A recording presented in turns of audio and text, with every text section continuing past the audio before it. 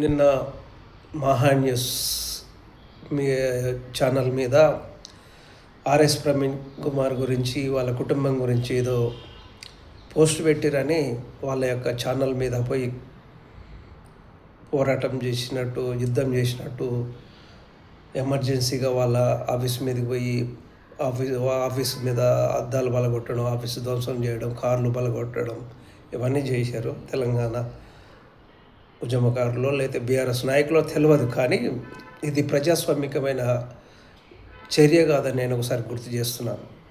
పలగొట్టడం ద్వారానో, బెదిరియడం ద్వారానో, వాళ్ళ మీదకి అటాక్ చేయడం ద్వారానో ప్రజాస్వామ్య పరడి వెళ్ళదని ఇన్ని రోజులు మీరు తెలంగాణలో జరుగుతున్న మైనర్ బాలిక మీద ప్రజలు మీకు ఏదో మాట్లాడడం ద్వారా మీ వెన్నుదన్నుగా ఉన్నారని అనుకునే విషయాన్ని మీరు గుర్తు చేసుకోవాలి. మీ వెన్నుదన్నుగా లేరు. ప్రజలకు సామాన్యుని యొక్క న్యాయం కోసం ఉన్నారు తప్ప మీ పార్టీకో మీకోసమో ఉన్నారనుకోవడం పొరపాటు. మీరు చేసిన నిరుద్యోగుల మీద, లేకపోతే రైతుల మీద, మీరు మహిళల మీద చేసిన అగాత్యాల వల్లనే మీరు ప్రతిపక్షంలో కూర్చున్నారనే విషయం గుర్తు చేస్తున్నాను. వ్యక్తి ఎవరైనా కానీ, సంస్థ ఎవరైనా కానీ అటాక్ చేయడం అనేది తప్పు. నేను ప్రజాస్వామికవాదిగా, తెలంగాణ బిడ్డగా గుర్తు చేస్తున్నాను. దాడులు చేయడం అనేది తప్పు. మీరు బీజేపీ పార్టీకి, కాంగ్రెస్ పార్టీకి, బీఆర్ఎస్ పార్టీకి తేడా ఏం లేదని అనుకుంటున్నాను.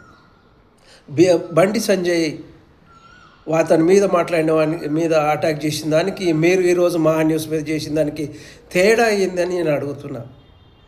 ఏది మీ తేడా? ఏది? ప్రజాస్వామ్యబద్ధంగా ఊందాతంగా ఉండాల్సిన మీరు ఈ యొక్క దాడులు దిగడం అనేది, ఆస్తులు ధ్వంసం చేయడం అనేది తప్పు అని నేను మా పార్టీ తరపున, ప్రజల తరపున మీకు ఒకసారి గుర్తు చేస్తున్నాను. ఇలాంటి చర్యలు పురోహితం కావద్దని, మీరు ఇలా చేయడం ద్వారా మీకు ఏదో ఓటు వస్తుందని, మీరు పరిపాలనలో మళ్ళీ వస్తారని కళ్ళకు అంటారు. తప్పు. ఎందుకంటే మీ మీద ఉన్న అలిగేషన్లు చాలా ఉన్నాయి.